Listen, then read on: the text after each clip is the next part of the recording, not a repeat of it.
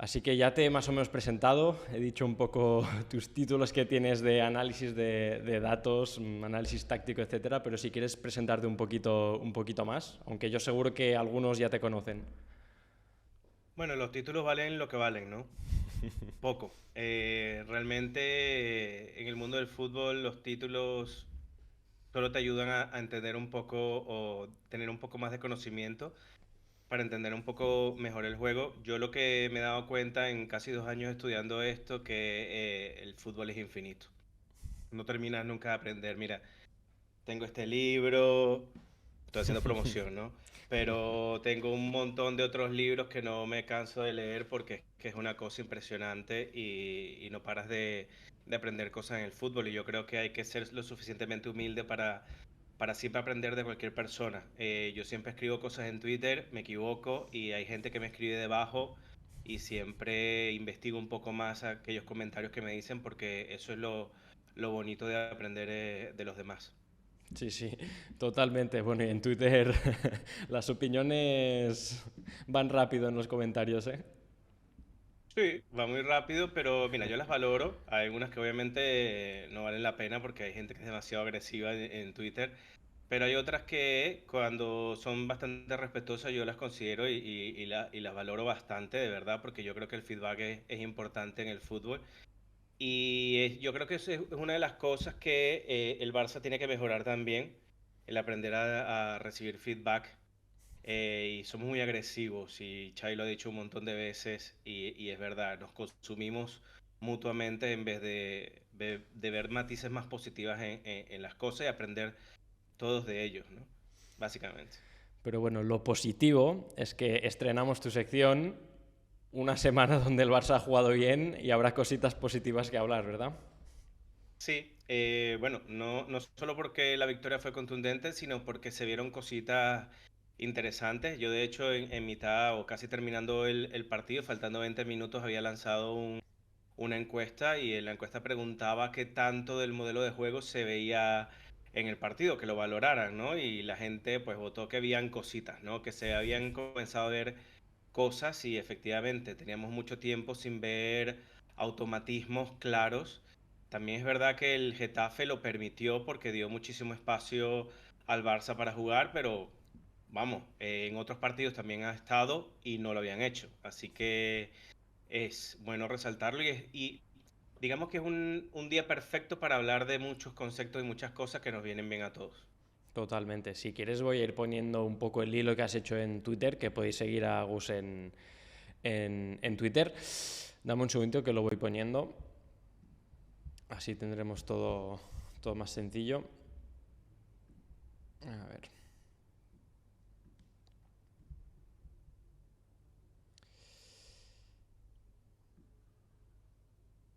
Vale. Un segundito, gente, que lo estoy tocando. ¿Cuál es su Twitter? Un segundo, ahora os lo pasaré por el chat, pero gracias por preguntarlo. Te vamos a conseguir buenos seguidores, Gus. A ver. Vale. Ya casi lo tengo colocado, un segundito.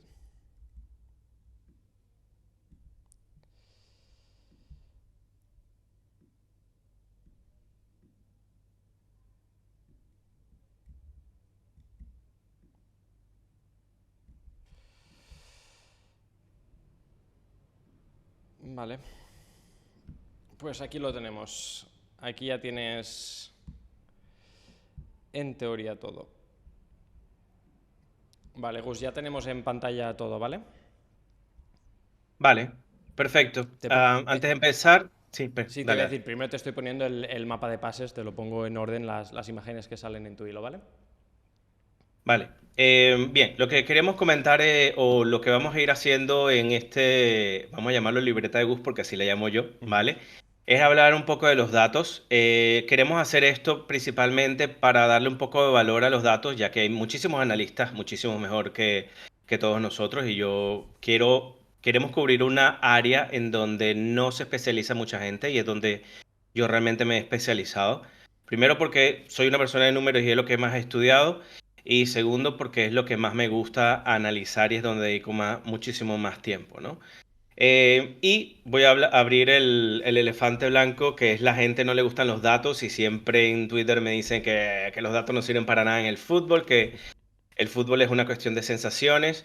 Y bueno, a mí me gustaría, pues eso, saber si la gente tiene la misma percepción o no. Y me gustaría también ir derribando algunos mitos, ¿no? Y también nos gustaría que la gente comenzara a entender qué son los datos y cuando los vea y escuche hablar de ellos, los entienda un poco más y les guste un poco más, porque realmente los datos tienen que saberse entender bien, leerse y darse contexto para que tengan valor, si no, están mal, ¿vale? Se lo comentaba a Andy un poco más temprano, diciéndole que la gente usa mal los datos precisamente para intentar vender una idea en su favor, ¿vale? O en favor de un jugador, o en favor de un tipo de juego que quiera promocionar, o un equipo que quiera promocionar, o un entrenador que quiera promocionar. Pero no, los datos aislados no sirven para nada. Por ejemplo, si yo digo, marcaron 4 goles y no veo nada más, puedo mentir sobre el partido. Por eso es importante juntar un montón de datos para que se traduzcan en otra cosa, ¿no? Y es eso lo que intentamos hacer, o está intentado hacer en este hilo, mostrar no solo un dato, sino varios, para que todos esos datos se traduzcan en algo más y una lectura del juego mucho más profunda. Pero bueno, vamos a empezar con el mapa de pases y yo te voy a hacer preguntas a ti primero. Perfecto. Pues, Un saludo a The Arrow, que se acaba de unir al directo. Bienvenido. Estamos con Gus, analista, que nos va a explicar un poco bases de los datos ahora mismo. vale. Lo primero que te pregunto es, no sé si sabes algo del mapa de pases, pero ¿qué es para ti eso? ¿Qué te dice esas líneas todas allí? Hombre, para mí ahí, como más verde está, supongo que más pases se han dado entre estos jugadores y es un poco, pues, hacia dónde van los pases y las cantidades de veces que se dan, ¿no? Vale. Primero, la ubicación de los puntos te dice exactamente la ubicación media donde quedaron los jugadores al final, media, ¿no? Por ejemplo, Frenkie de Jong está allí, vamos a usarlo porque es el que es más fácil de identificar de que sube y baja, ¿vale?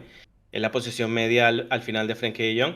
Y luego el grosor de las líneas te dice cuántos pases entre ellos se dieron, ¿vale? Entonces los azules y los rojos lo diferencia, es decir, de pases enviados y pases recibidos, ¿vale? Los enviados son los azules y los rojos son los recibidos. De nuevo, el grosor entre los dos jugadores, por ejemplo, Cubarsí y Koundé, ves que son bastante pronunciados, quiere decir que entre ellos dos enviaron y recibieron bastante pases. Eso básicamente es lo que te dice allí.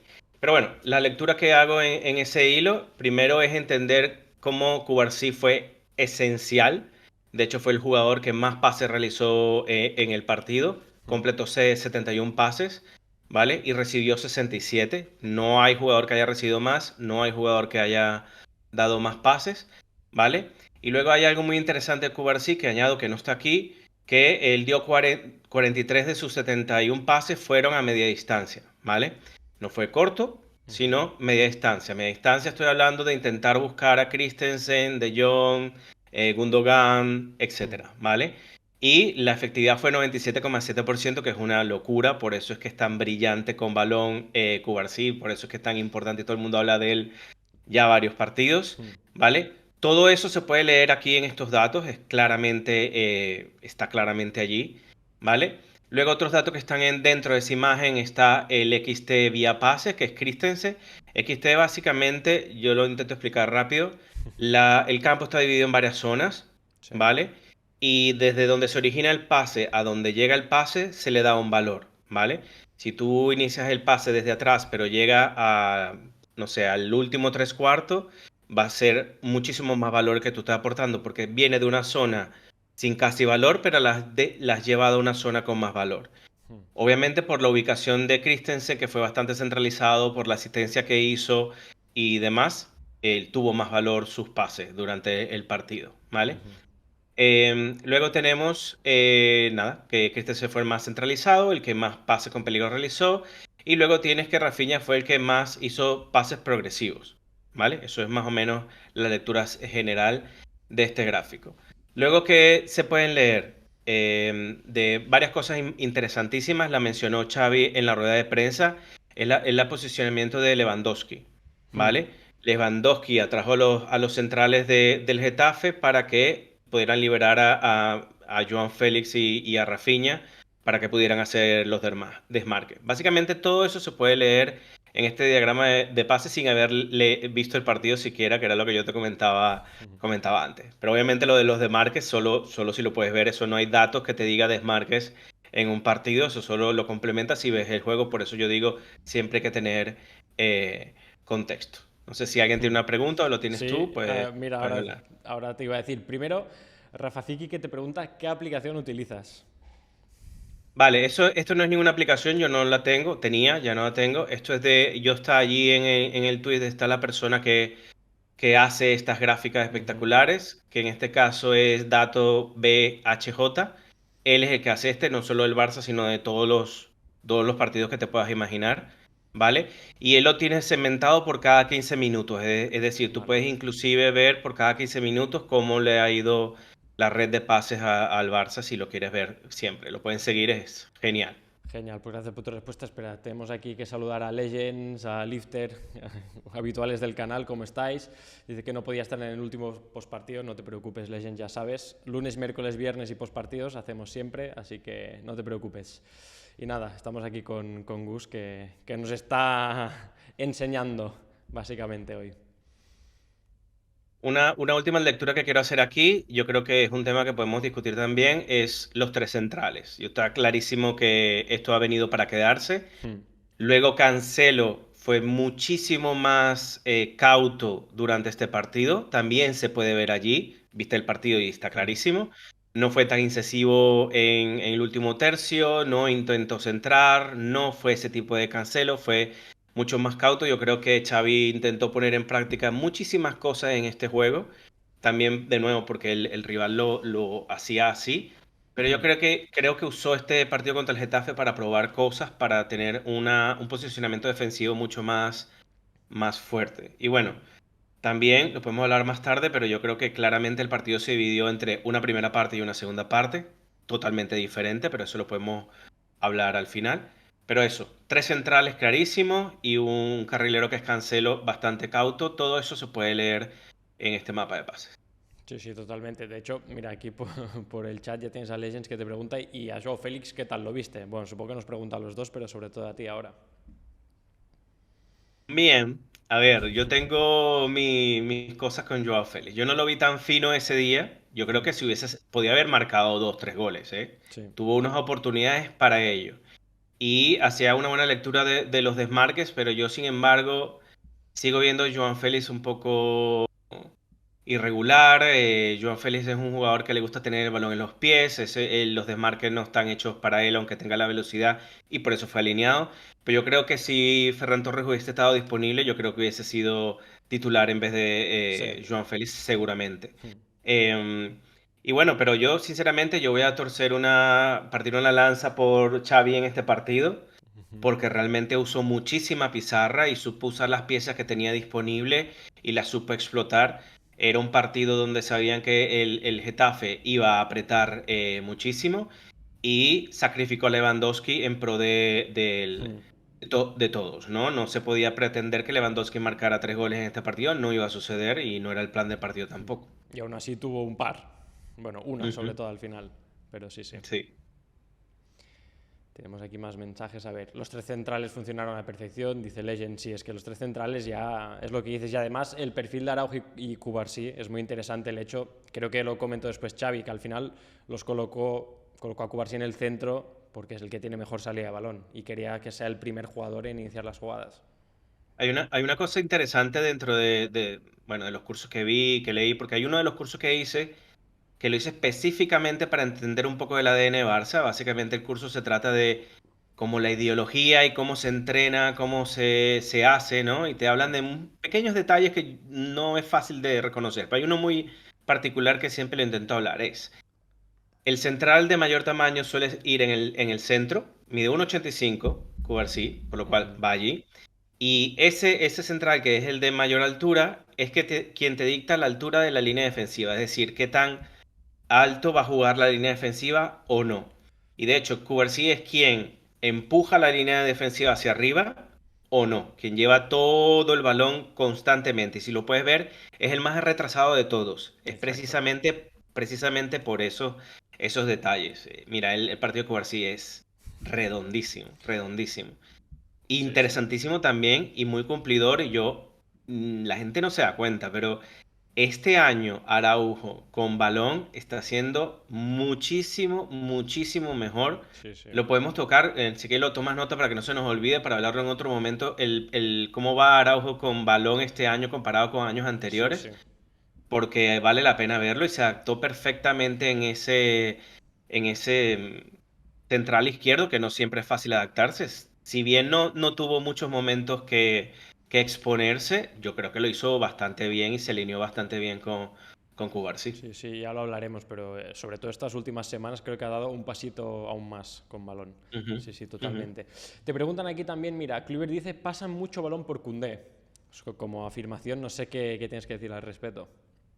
Sí, de hecho, creo que lo menciono allí. Él fue el segundo. Déjame ver si lo tengo por aquí, porque los datos son lo que son, no me recuerdo así de memoria. Pero sí, el segundo que más recibió balones fue Koundé. Mm, Pero yo creo que está bien, porque también Koundé es un central con balón, ¿vale? Yo creo que esa posición de Koundé, y yo, es un poco fanfarrón aquí o arrogante, pero yo fui uno de los primeros que torció porque Koundé fuera lateral el derecho ya el año pasado, cuando fue fichado, cuando yo no entendía muy bien su fichaje. Yo creo que estábamos bien de centrales en su momento y le vi un potencial enorme estando de lateral derecho, principalmente porque Koundé no es un tipo que te controle. ¿Cómo te explico? No es un que te haga muchas intercepciones, que vaya al duelo directamente. Koundé es un tipo que te controla el área. Te lee mejor el área, dónde va a caer el balón, a dónde va a tirar el delantero. mm. Y cuanto más espacio controlado tenga, más eficiente es. Y siendo central, tienes dos espacios que cubrir. Y siendo lateral, solo tienes un Mm, espacio que estar atento, porque el otro está cubierto por la línea, ¿vale? mm, Entonces yo creo que se potenciaba mejor como está ahora configurado y él tiene muchísima más libertad mm. de ser con balón lo que es. Claro, y que además es lateral entre comillas, es decir, es un central hacia la derecha más bien, ¿no? En muchas fases del juego. Ujú, ujú. Sí, sí, luego te preguntan también en Rafinha en ese partido qué tal. Bueno, si quieres también vamos avanzando un poco en tu análisis porque no solo tienes el mapa de pases y como tú Sí, veas. sí, sí, avanzas. Perfecto. Voy a ir al siguiente que es el juego interior. Aquí lo tienes, ya está colocado, ya lo ven. Vale, perfecto. Entonces aquí yo voy a explicar, ¿vale? El campo, cuando se hablan de datos, se dividen en varias partes, ¿no? Yo creo que todos conocen horizontalmente el primer tercio, el segundo y el tercer tercio, ¿no? El último tercio, ¿vale? Que es donde generalmente se hacen todas las estadísticas, ¿vale? Pero verticalmente hay varias zonas, ¿no? La zona central, que es la que Mm, está allí de color rojo, o bueno, ese color, mm. ¿vale? Soy medio daltónico, perdona, ¿vale? Y luego las tienes las otras que son verde amarillento, ¿vale? Que son llamados espacios intermedios, ¿vale? Los espacios intermedios son vitales en el fútbol, ¿vale? Es donde deberían llegar la mayoría de las jugadas, es donde deberían originarse la mayoría de jugadas, es donde deberían llegar la mayoría de los pases, ¿vale? Porque está comprobado estadísticamente que si se originan o llegan allí la mayoría de los pases, se crean oportunidades de gol. De hecho, lo que hablaba antes del XT, ¿no? Sí, sí. Son zonas donde si llegan allí los pases se le da muchísimo valor a lo que pase después, ¿vale? No quiere decir que el último pase llegue allí, pero el penúltimo pase si llega allí, da valor, ¿vale? Imagina un poco, ¿no? Ahí lo tienes. Creo que uno de esos pases, hay varios pases, hay uno de Koundé, hay uno de Cubarsí, Mm, que llegan directamente desde la zona posterior hasta esta zona de intermedia, ¿vale? Eso incrementa muchísimo el valor y después a partir de allí puede originarse otro pase posterior que haya sido dentro del área o lo que sea, mm. ¿vale? Vale, ¿en qué se traduce esto? Sí, se traduce en el juego interior, básicamente. Cuanto más pases se originen dentro de esta zona, quiere decir que hubo más juego interior, que más juego se originó o se produjo o se creó dentro de esta zona, ¿vale? Aquí hay varios datos que podemos ver, como están allí, ¿no? Dentro de estas zonas intermedias se crearon 33 pases, luego está en la frontal del área que fueron realizados o fueron hechos 9 pases, eh, de los cuales ahí tiene, en el interior contribuyeron a 9 pases, los centrales contribuyeron a 6 pases que se distribuyeron a esta zona. Mm. Eso es brutal, ¿vale? Yo he visto juegos anteriores donde no hay ninguno siquiera. De nuevo, Cubarsí es esencial dentro de esta gestión. Y luego aquí tienes como por ejemplo la rotación, no está completamente en este diagrama de pases, pero está dentro de la traducción del juego, ¿no? Mm. Como Frenkie, Gundogan y Christensen intercambiaban alturas constantemente, se intercambiaban posiciones. El juego interior de este partido fue básicamente fundamental a diferencia de otros partidos. Por eso Mm. estamos hablando de cuál es la diferenciación y qué cosas de ADN Barça se vieron dentro de este juego. Fue precisamente ese intercambio, ese juego interior que antes no se veía.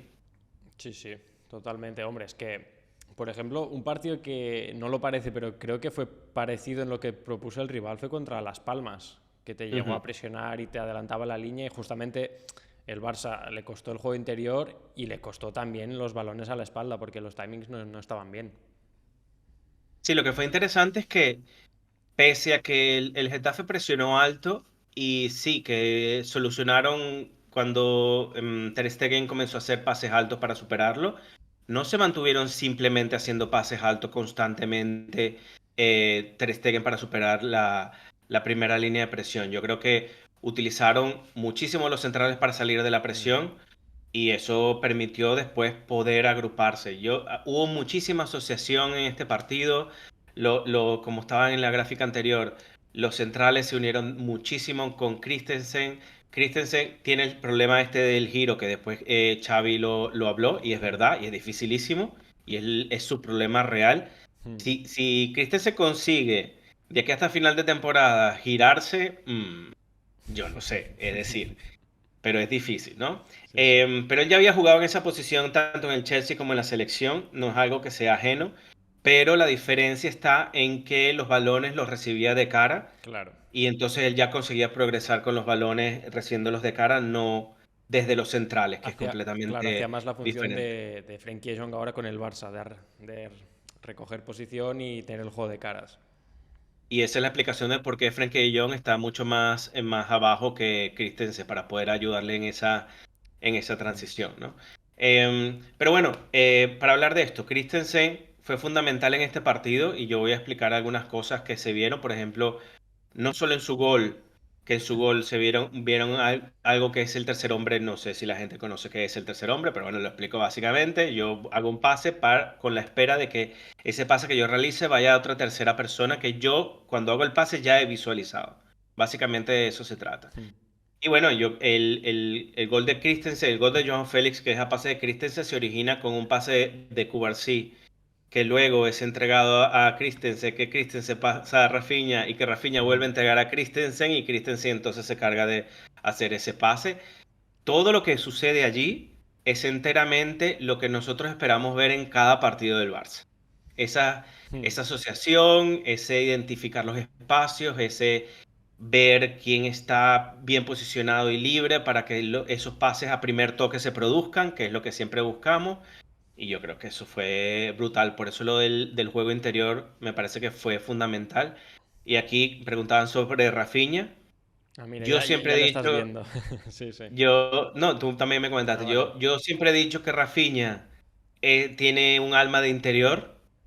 Yo creo que he jugado un partido o dos quizás de interior, pero yo no tendría ningún problema en alinear a Rafinha de interior. Es decir, tú puedes poner a Yamal perfectamente de extremo derecho y alinear a Rafinha de interior derecho también y no tendrías ningún problema. La asociación sería Mm. brutal inclusive. Pero bueno, necesitamos un medio centro para hacer Claro, esos es lo que problemas, iba a ¿no? decir, claro. Porque Gundogan lo necesitas prácticamente dentro del área, Mm. frontal del área necesitas a Gundogan como pasó en este partido, básicamente. Pero bueno, es eso, la asociación que hacía Rafinha, te voy a explicar. Esta es la mejor versión de Rafinha Leeds que vi. Vale. Esa posición de Rafinha ha sido la posición de Rafinha en el Leeds. No tan tirado al final, sino un poco más involucrado en el juego. Rafinha, cuanto más balones toque, mejor es. Eso es Rafinha, y Rafinha tocó muchísimos balones, condujo muchísimo con balón en este partido. Cuanto mejor la mejor versión de Rafinha va a ser esta. Cuanto menos necesidad de estar en el último tercio involucrado, esa va a ser la mejor versión de Rafinha, como la vimos. Él no tuvo que estar en el último tercio intentando hacer el uno contra uno que todo el mundo critica porque es el menos brasilero de todos los brasileros. Vale, es eso, ¿no? Ese Rafinha que tú puedes potenciar es exactamente el que nosotros vimos. Sí, sí, totalmente. Bueno, aquí ya en el chat se han ido acumulando preguntas. Por Venga. ejemplo, pregunta, ¿qué tal viste los cambios? Bien, yo creo que los cambios él los hace simplemente para refrescar un poco, no Sí, hay un cambio fundamental para cambiar el juego. El juego estaba controlado y las dinámicas estaban bien, así que no vi por qué tendría que hacer ningún cambio. sí, totalmente de Para acuerdo.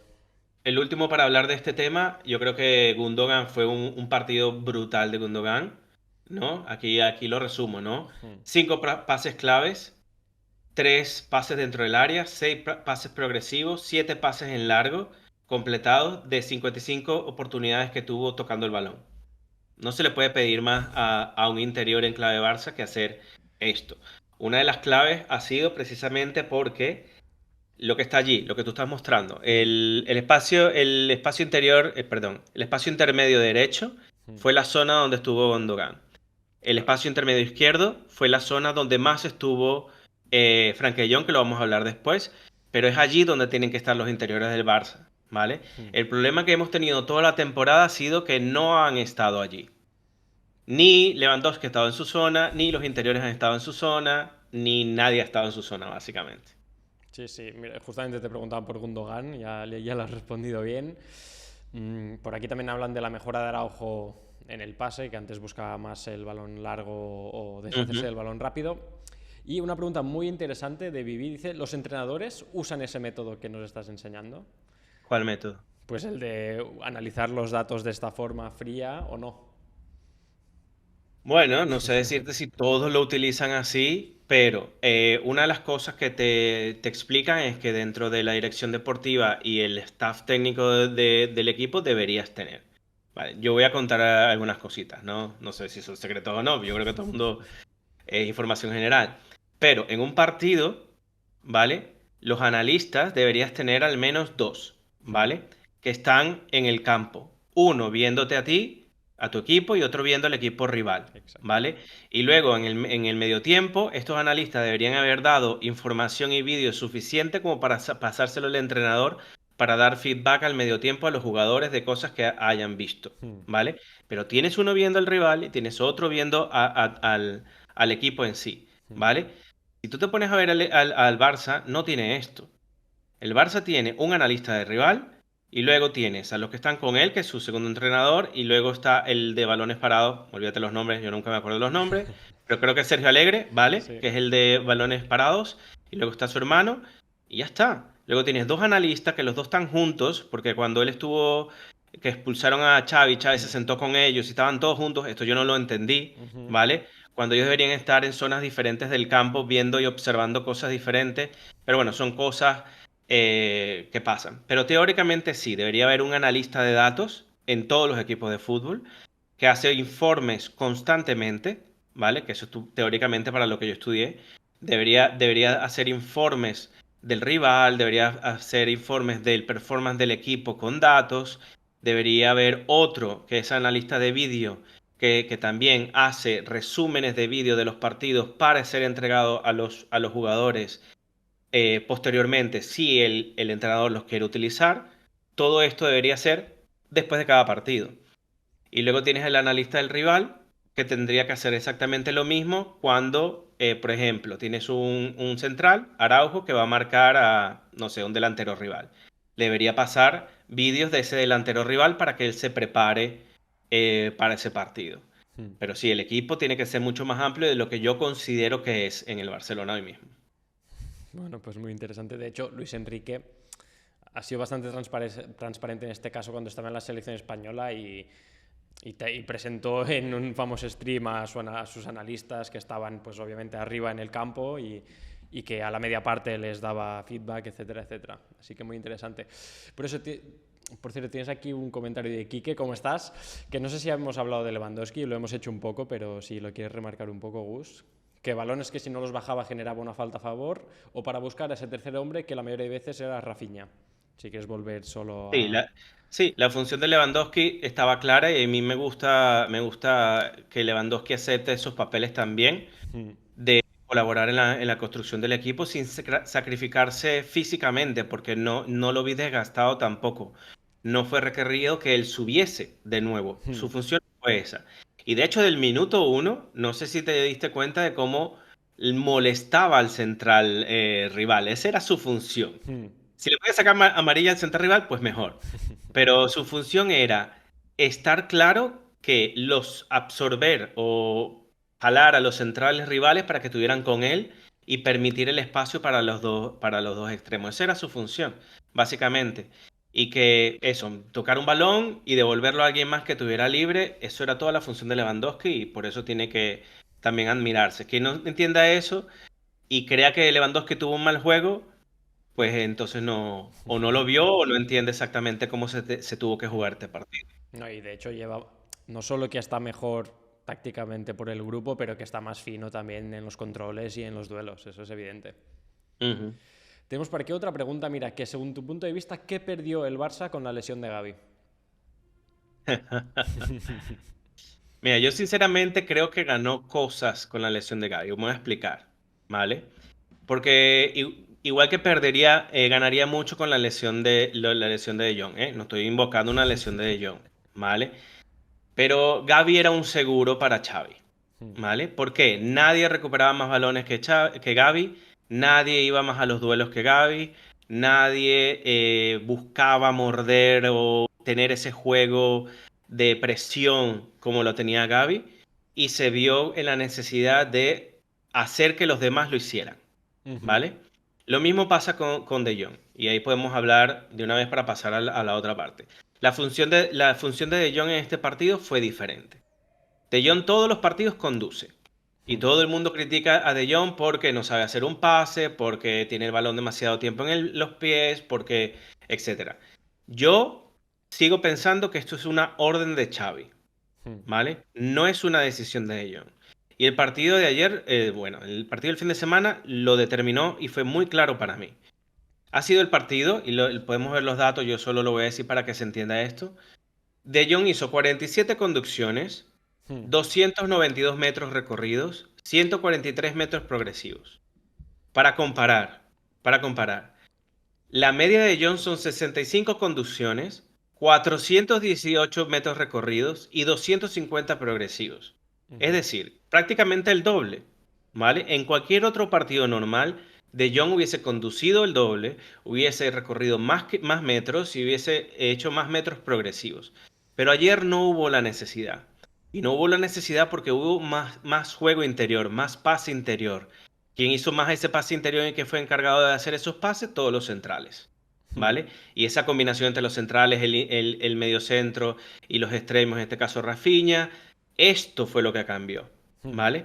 Y por eso yo digo que nosotros jugamos a De Jong por algo que yo creo que Xavi le está pidiendo. Porque si tú quitas a Gundogan, por ejemplo, y pones a De Jong en la posición de Gundogan, De Jong te puede hacer exactamente la misma función. Hace unas semanas pedían que De Jong llegase más, que rematase más, que generara más gol, pero es que De Jong no está en esa posición. Hmm. Pero si lo pones allí, cerca del área, te lo va a hacer. Recuerdo de cabeza el partido del Villarreal, donde creo que marcó un gol o dio una asistencia estando en esa posición. Es depende de lo que le puedas pedir al jugador. Y masacramos mucho a De Jong, yo creo, porque queremos tener un mediocentro. Hmm. Juzgamos de Jong porque queremos tener un medio centro, no porque realmente conduzca con balón que nos desespera. Yo a veces me desespero, es verdad, pero yo creo que es Xavi quien se lo pide. Sí, sí. Respondiendo a la pregunta de Gaby, es exactamente lo mismo. Gaby no está, tienes la necesidad entonces de que el resto del equipo sea quien recupere, quien presione, y no lo tenía, no lo sabían hacer. Sale Gaby y ve las debilidades del equipo porque no saben presionar en pares, o están descoordinados, o no saben cuándo hacer la presión, cuándo saltar a la presión, y por eso quedan expuestos y el equipo ha tenido que trabajar en eso. Si De Jong saliera, ya sabes que no tienes quien te conduzca y vas a tener que recurrir al pase para poder tener juego interior. Es Claro. exactamente lo mismo. Y yo, para mí, Si tú quitas una pieza del equipo, el equipo tiene que responderte de la misma manera. Lo que va a reducir es la calidad o la efectividad con que lo puedas hacer, porque obviamente calidad hay y la calidad cambia. Pero el equipo no tendría por qué cambiar la forma de jugar porque una pieza falte. Tendrías que ser capaz de con piezas distintas, solo es lo que yo digo, ¿no? Reduce un poco la calidad, pero la forma de jugar tendría que ser exactamente igual. Hmm. Y por mí, De Jong que no conduzca más en la vida, pero por Dios que Xavi no se lo pida más. Pero la realidad es, De Jong ha jugado de lateral, De Jong ha jugado de central, de medio centro, de interior medio centro. Ha cumplido 50 funciones. Recuerdo un partido donde era central y condujo 500, 600 metros en ese partido para llegar al último tercio. Él solo llevaba el balón durante todo el partido. ¿Lo vamos a Hmm. jugar por eso? Esa era la decisión. Era como cuando jugaba Luis Enrique y todos los balones iban al tridente delantero. Ujú. Era lo que tenía que hacer. Venía Piqué, hacía un pase largo, le llegaba a Neymar y se acabó. Era que resolvieran ellos tres. Claro. Es básicamente eso. Es que a la que el equipo mejore de verdad, si mejorara de verdad y jugara siempre como contra el Getafe, es que claro, De Jong ya no tendría la necesidad, ni Xavi le pediría, de que sea el primer jugador que te intente hacer progresar. Porque es No. básicamente lo que le está pasando. Y si volviera Gavi, yo no sé por qué no lo ha hecho. Es mi opinión que Gavi debería jugar junto a De Jong y ser Gavi más o menos el mediocentro. Es que, a ver, lo bueno de estos centrocampistas que tienes es que en realidad pueden cumplir prácticamente todas las funciones del centro del campo, menos la de mediocentro como era Busquets, porque es un Pero es que perfil eso no muy existe. específico, exacto, que no existe. Al final, Es que no existe hoy. sí, sí, No existe hoy. O sea, tú intentas buscar un mediocentro. Piensa un mediocentro hoy que tú tengas todo el dinero del mundo. Busca un mediocentro como Busquets. No lo vas a no. encontrar. Y No lo el tiene. más parecido que es Rodri juega con alguien al lado. Exactamente. Sí, sí. Pero claro, y que la gente a veces se olvida también del tema de Gavi, que pues es muy agresivo, pero es que es muy bueno técnicamente. Es decir, te puede hacer progresar al equipo de primera zona a segunda muy fácilmente, es que es muy bueno. Pero yo ese par abajo con Gundogan arriba o Pedri o me da igual, intercámbialo, descansa, me da igual. Un Frenkie de Jong, Gavi juntos o un Gundogan, Gavi juntos abajo, crema, crema. Sí, Pero no bueno, lo vimos, ¿eh? pero ya iremos viendo. Es que también quieres tenerlo arriba, es que yo lo entiendo, porque Gavi también tiene mucho gol en realidad. Es que es intentar encontrar el equilibrio. Pero yo creo que Xavi lo quería arriba Claro, por la presión alta, nada sí, más. sí, eso seguro. Que básicamente la hemos perdido. O sea, salvo hace un par de partidos, creo que fue contra el Napoli que recuperamos 15 balones altos. Eso no pasaba. Sí, sí. Recuperamos tres, en este partido recuperamos tres balones altos, para que entiendas, ¿vale? No hay recuperación alta. Pero bueno, se adapta. No Claro, hay forma de recuperar alto, pues jugamos, porque Gundogan no presiona alto, por ejemplo. sí, sí. Y Frenkie de Jong cumple otra función. Pues Pero bueno, ojo que aquí tienes el chat en un habitual que se llama Lifter, que es bastante crítico con De Jong, ¿eh? A ver si lo has venga, convencido un poco, porque no sé si lo voy a convencer. yo creo que con todo lo que has explicado ahora ya un poquito. Pero bueno, él siempre está ahí diciendo que conduce demasiado. Y tienes Bueno, lo razón. típico. Pero bueno, en este mapa de calor lo explico. El mapa de calor contiene a los tres centrocampistas, es decir, Christensen, Gundogan y Frenkie de Jong. Ese hueco que puedes ver en el centro es el espacio que ocupó Lewandowski, Hmm, básicamente. ¿Vale? Eso para que se entienda muchísimo más la relación entre el mapa de pases que expliqué al inicio y la zona de calor. La zona de calor es las zonas donde los jugadores tocaron el balón. Es ahí así donde se traduce. Bien. Ese espacio es lo que yo te decía. El espacio interior, el espacio intermedio izquierdo fue donde estuvo De Jong y el espacio intermedio derecho es donde estuvo Gundogan. Pero entre los tres se intercambiaron posiciones durante todo el partido, que fue lo que a mí más me gustó. hmm. Y la gente confunde mucho, y aquí voy a hablar del juego de posición un poco, que la gente cree que el juego de posición es estar anclado en un solo sitio. El juego de posición no es estar anclado en un solo sitio. El juego de posición es que si tú te mueves, alguien más ocupe tu lugar. Y Claro. pasó en el gol de Christensen. Christensen avanzó, Gundogan ocupa su posición y él puede hacer lo que quiera, ¿vale? Lo mismo pasó cuando el gol de Frenkie de Jong. Frenkie de Jong estaba ¿dónde? Es decir, los dos mediocentros se movieron de posición, no estaban en su posición habitual y alguien más la ocupó.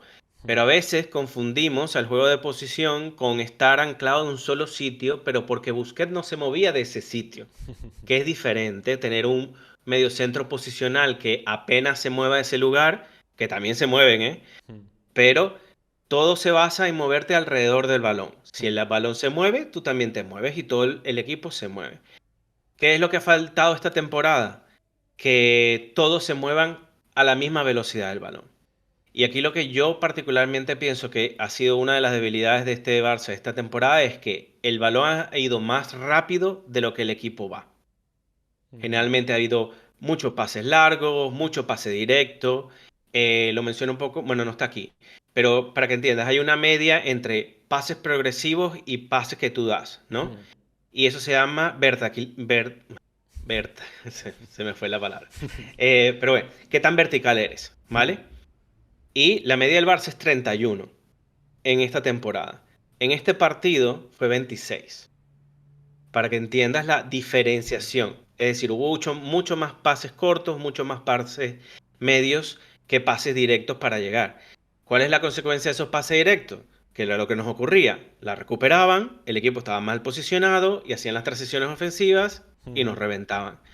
Y es cuando yo mencionaba algunas veces de tener un poco más de calma. Cuando digo calma es estructurar el equipo y subir todos juntos alrededor del balón, intercambiando posiciones o no, no importa, pero se necesitaba construir alrededor del balón. Pero es porque esta temporada se priorizó el ataque. Que Exacto. cuando Chávez, y podemos hablar del XG, ¿no? Cuando Xavi habla del XG y que se han producido muchas más ocasiones de ataque, eso no sirve mucho si no tienes un equipo compensado en defensa como no ha tenido esta temporada.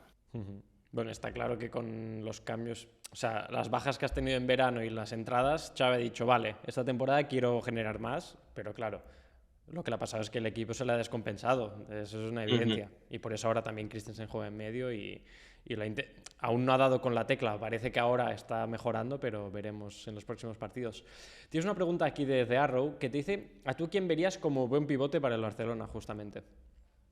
Si no gastase dinero, Ujú. Gavi. De Vale, nuevo, no es pivote único, estoy jugando al doble pivote, sí. ¿vale?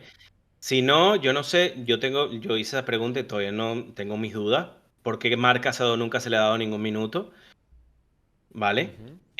Ni siquiera contra el Getafe, es decir, no lo convocaste, creo que no estaba convocado, ¿vale? Pero yo no entiendo por qué no.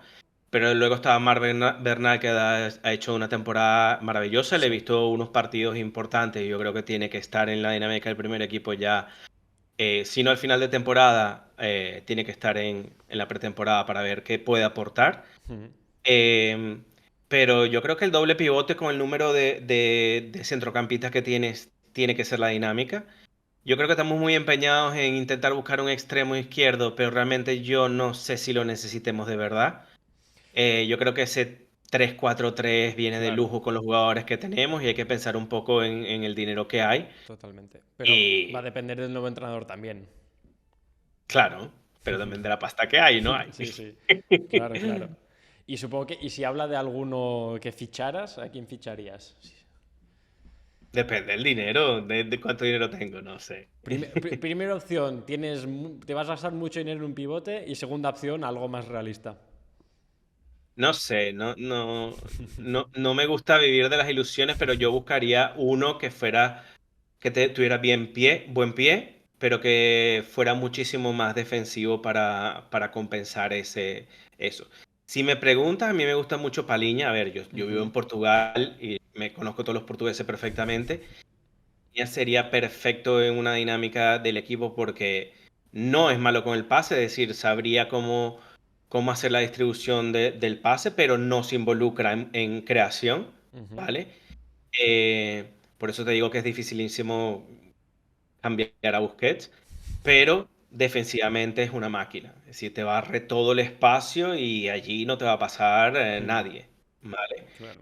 Em, pero luego después hay combinaciones interesantes como un Kimmich cualquiera, Ujú. ¿vale? Un Kimmich Frenkie, un Kimmich Gavi, un Kimmich Gundogan, ya yo no sé qué podría pasar ahí. jugando siempre con tres defensas atrás, ¿eh? Claro, Si formas claro, tres, claro, un dos, siempre un doble pivote. Un pivote único es otra historia mucho más difícil de analizar. claro.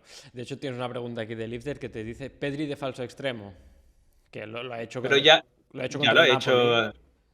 Lo ha hecho Y contra lo ha el... hecho, sí. Sí. Pero yo creo que lo haría aún mejor, de nuevo, Frenkie de Jong, de falso Mm. extremo, lo haría muchísimo, muchísimo, muchísimo mejor.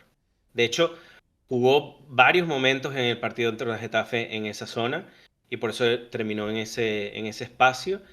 Es por cómo él ve el juego desde esa posición. Y no tiene que conducir, así que ya todo el mundo quedaría un poco más feliz. Ojo que Lifter dice Kimmich es un De Jong 2.0. Ay, no conduce tanto, que por Dios. Eso es verdad. Si quiere podemos hacer un análisis Kimmich porque yo a ver si eso es verdad después.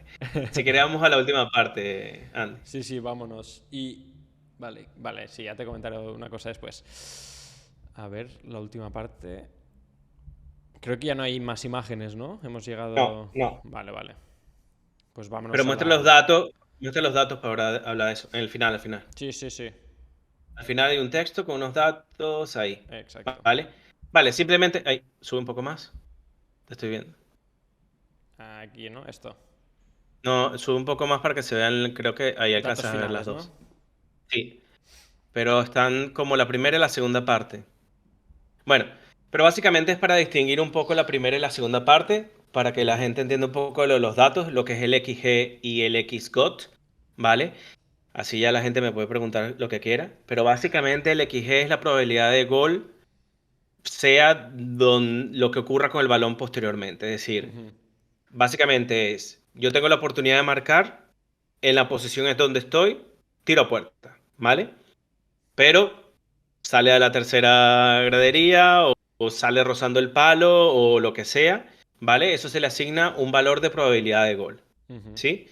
Y luego está el XGOT, que básicamente es, o el XGOT, o como lo quieran llamar, que es básicamente cuándo va al arco, ujú, ¿sí? Que esa es la diferencia real. Yo particularmente no considero para nada el XG, no me interesa el XG, ¿vale? Yo siempre que analizo un juego veo el XGOT, porque básicamente es realmente una ocasión de peligro, ujú, ¿sí? Por ejemplo, yo te digo, si yo tengo una oportunidad de gol, pero a la final el tiro es súper débil, el ujú, XGOT es 0.02, ujú, ¿sí? Valor cero. Puede ser un tiro a puerta, pero realmente su valor como tiro a puerta es nulo, ujú, básicamente, ¿sí? Y ahí tú realmente puedes medir si el equipo ha tenido oportunidades de peligro o no. Fíjate la primera mitad. Puedes recordar esa de Rafinha, precisamente, que la manda lejísimos. sí, Y tú ves, se crearon dos oportunidades claras en la primera mitad. Una es el gol y la otra es esa que él envía con la diestra, sí. lejísimo, ¿vale? Pero en el XG es 1.42, que es lo que Xavi hacía mención en la rueda de prensa riéndose un poco, ¿no? Ujú, Ellos debieron haber marcado 1.42 goles, pero en la realidad es que solo debieron haber marcado 0.85. Ese 0.85 es el acumulado de todos los tiros a puerta, que fueron 3, ¿vale? Ese 0.85 es el valor acumulado de probabilidad de gol de las tres ocasiones, ujú, ¿vale? Por ejemplo, voy a hablar de Modric ayer. El gol de Modric ayer solo tenía probabilidad de 6% de ser marcado, ujú. ¿sí? Para que se Sí, entienda la que no era combinación una de ocasión elementos. clara. No era una ocasión clara, pero la terminó convirtiendo, lo cual hace más bueno el gol, por decirlo Ujú, de alguna manera, ¿vale? Entonces, ¿qué otro dato que quiero hablar aquí es el ritmo de pase, ¿vale? El ritmo de pase es la velocidad con que circula el balón, ¿vale? Yo tengo una fórmula que saco para quitar las conducciones de todo esto y solo valorar los pases, y entonces ese es el ritmo de pase. Para que se entienda, el Barça durante la temporada tiene 9 punto algo. Y fíjate que están en 7.94, es decir, el ritmo de pase fue más lento, aunque no parezca. ujú, Y no parece, y no parece porque había mucho más espacio. Entonces el balón circulaba más metros de lo que usualmente podría recorrer en otros partidos, ¿vale? Porque si yo te preguntaba si circulaba más rápido o no, quizás me decía, bueno, me parecía que estaba bien, pero ujú, no, fue más lento, ¿vale? Y luego ves la segunda mitad es otro mundo completamente diferente. Como puedes ver, la velocidad del balón sí que circuló más rápido. ujú. Puedes decir, bueno, pero 7,94 y 8.23 no es tanto, es bastante. tener esta diferencia en la circulación del balón es bastante. Y uno de los datos más claves es la diferencia. En la primera mitad hiciste 25% de tus pases en el área rival y en la segunda mitad hiciste 55% de tus pases en el área rival. Ahí esto sí es Barça completamente de ser incisivo en el área contraria, tener presencia en el área contraria, que tus pases sean en el área contraria, que es diferente a que tus jugadores estén en el área contraria. No es lo mismo, ¿vale? Y bueno, es exactamente esto. Yo quería un poco comparar y luego está que en la primera parte tú cediste 0.48 de goles evitados, o sea, Ter Stegen evitó medio gol, y en la segunda parte, nada, básicamente 0.22. Por eso me gustaría que la gente viera más el XG que el XG, porque el XG es engañoso, te dice cosas que realmente no provocaron una acción manifiesta de gol, sino simplemente el jugador estaba en una posición correcta, pero terminó rematando a cualquier sitio y eso tiene un valor. Y no todo debería tener un valor. Y luego ver el ritmo de pase, que yo creo que es importante para saber qué tan dominante fue el partido y movió el juego. Y aún así, como dices, contexto siempre, porque al final, si un jugador realmente tiene una ocasión clara y la manda a las nubes estando, imagínate, sin portero, pues igualmente eso tienes que tenerlo en cuenta, aunque luego haya unos números, porque, por ejemplo, sí que sería una ocasión clara y manifiesta, aunque luego no lo contabilices, ¿no? Pero bueno, a ver qué tenemos aquí. Primero, Legends nos dice qué podcast más relajante. Pues muchas gracias. Invitaremos más a Gus que, que nos relaje con sus Hacer números. preguntas, nos quedan 7 minutos. Nosotros hay que 20 minutos, ¿no? Sí, sí, es verdad. A ver si algo más. Darro dice, de esta temporada a la anterior, ¿cuál fue el cambio que se dio en el equipo que causó este bajón de nivel, visto táctico y estadísticamente? Claro, hay una cosa que es mi opinión, que siempre la doy, pero a ver si tú puedes dar la tuya desde el punto de vista más, pues más análisis de datos. Pero le hemos hablado un poquito. Pero, ¿cuál es la tuya? Cuéntame. Para mí, pues que primero, con los jugadores que pierdes, se te va Dembélé, que es un jugador que a nivel estructural te hacía jugar diferente. Pierdes a Gavi, que era el que te recuperaba la presión, y el año pasado tu arma principal ofensiva era la presión en campo rival, sobre todo por Gavi. Pierdes a Busquets, que te desequilibra a nivel defensivo. Y nada, que después Xavi intenta estructurar un equipo para intentar marcar más, pero atrás está descompensado. Básicamente, un poco por resumir. Sí, bueno, yo creo que lo de Dembélé se compensó con Yamal. Yo creo que nadie extraña a Dembélé ahora. Sí. Yo creo que toma mejores decisiones Yamal que Dembélé. Sí, ¿Vale? efectivamente. Sin duda. Así que bueno, eso ya está, digamos que a esta altura de la temporada está compensado con el crío. Ahora, Busquets y optar por jugar con 4 atrás en vez de 3, ¿vale? Claro. Yo creo que uno de los fallos principales fue esto de querer jugar con 2 carrileros, como eran Joan Cancelo y Balde, ¿vale? Otro jugador que también se puede hablar un montón, Balde, también es un jugador igual que Rafinha, que necesita tener el balón en los pies y no lo tuvo durante la temporada y por eso quedó expuesto y la gente lo criticaba. Totalmente. De nuevo, es un jugador que necesita conducir y necesita tener el balón en los pies para brillar. De hecho, cuando tuvo la oportunidad justo antes de lesionarse, comenzó a brillar otra vez porque le dieron más el balón.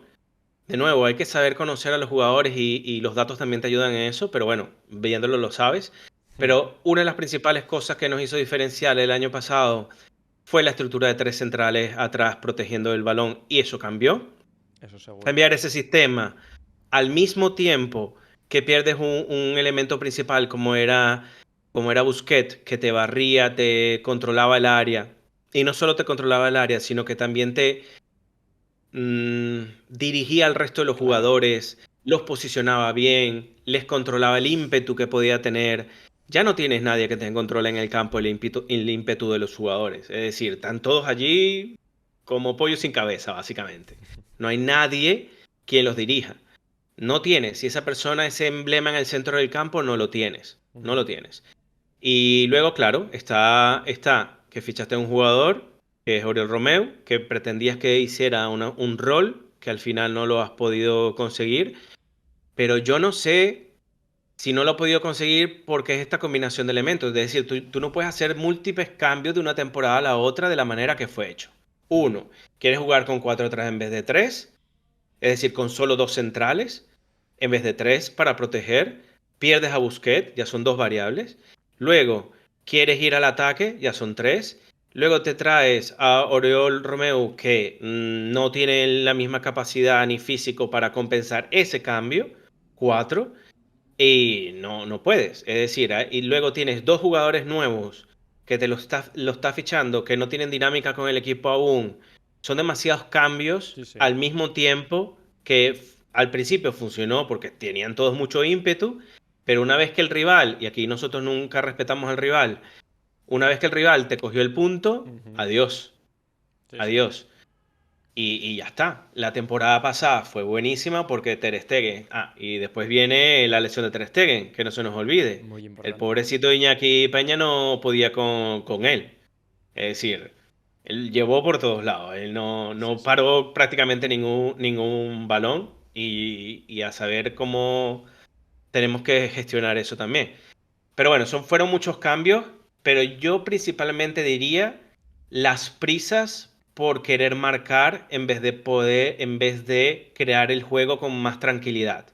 Ocupar los espacios racionalmente y llegar al ataque con un poco más Sí, sí. de raciocinio y no simplemente ir Sí, e un intentar equipo muy marcar. vertical. Es un equipo demasiado vertical. Y hubo alguien, no, yo no soy malísimo con los nombres, no me acuerdo, que decía que, bueno, a la velocidad que el balón va, se Vuelve. regresa. Y básicamente eso yo creo en resumen que es lo que le pasó al Barça. Bueno, pues coincidimos bien, está bien. Le está Vale. gustando mucho a la gente, ¿eh? Gracias por haberte pasado, que ya sé que ahora sí que ya te tienes que ir, que ha sido más largo de lo que habíamos previsto. Si os ha Te dije gustado... que yo hablo mucho, ¿eh? Sí, pues si os ha gustado, que seguro que sí al chat, intentaremos traerlo a menudo con la libreta de Gus sobre partidos, sobre temas en Mira, David dice concretos. que lea su mensaje. David. David, hay un canal que está en directo con las obras del Spotify Camp Nou. ¿Eso es lo que dices, David? Sí, sí, ya lo había visto. Sí, sí, está bastante bien. Es relajante también. Pero creo que era solo eso que decía. Bueno, Pero bueno, entonces Gus, muchas gracias por haberte pasado. Como digo, lo traeremos tanto como podamos y como esté disponible, que es un placer. Y nada, esperemos que el Barça siga ganando y convenciendo bastante, que la primera vez que vienes ya han jugado bastante bien. y si pierden o no convence, también podemos ver por qué. Y este partido nos puede ayudar a comparar un poco de por Claro, qué ocurre. totalmente. Bueno, cuando quieras, Andy, y si los tiempos nos lo permiten, lo podemos seguir haciendo siempre. ¿Vale? Pues un placer. Ahora ya pondré en el chat tus redes sociales, no te preocupes, a ver si te sigue la Tranquilo. gente, ¿vale? Vale, Un muchas gracias, placer. Andy. Chao, chao, Chao. adiós.